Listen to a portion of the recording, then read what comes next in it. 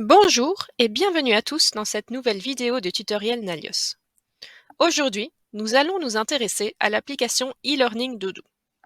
Tout d'abord, pourquoi utiliser l'e-learning? Eh bien tout simplement pour donner aux apprenants la possibilité d'accéder à leur formation où et surtout quand ils le souhaitent. Cela leur permet vraiment d'être autonomes et de progresser à leur propre rythme.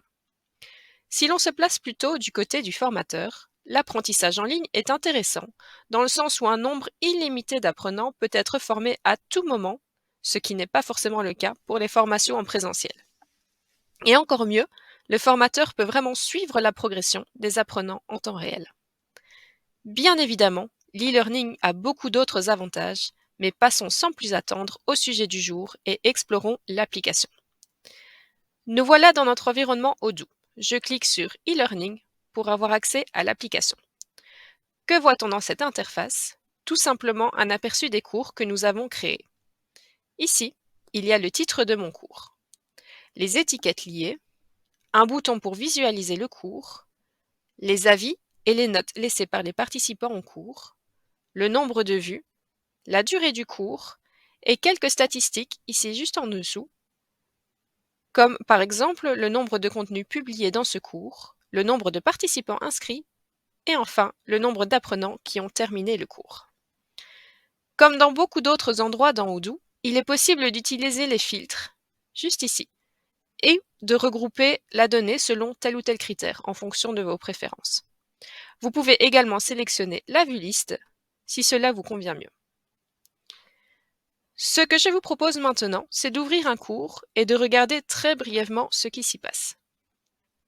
Vous avez l'intitulé du cours, juste ici, une image pour l'illustrer, des étiquettes et 4 onglets qui vont vous permettre de créer et de modifier le contenu du cours, d'ajouter une description, de paramétrer les options et d'utiliser la gamification, ce qu'Odoo appelle aussi Karma. Vous avez également toute une série de Smart Buttons ici en haut à droite. Si vous aimeriez aller plus loin en matière de cours, je vous invite à regarder une autre de nos vidéos intitulée Créer et publier un cours.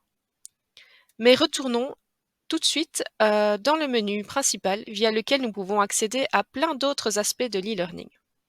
Les contenus, juste en dessous des cours.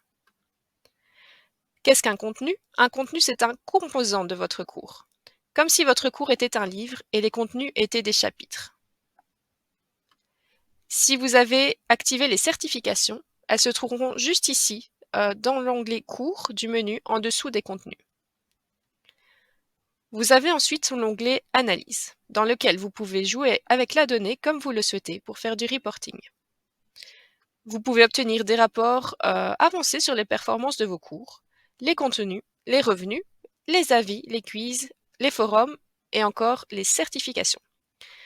À nouveau, vous pouvez ajouter des filtres prédéfinis selon vos préférences. Ces filtres peuvent également être personnalisés pour n'afficher que les données qui vous concernent.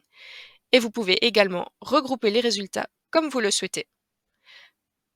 On n'oublie pas non plus les vues, à nouveau, qui sont un outil puissant pour afficher votre reporting sous forme de listes, de graphiques ou de tableaux croisés dynamiques.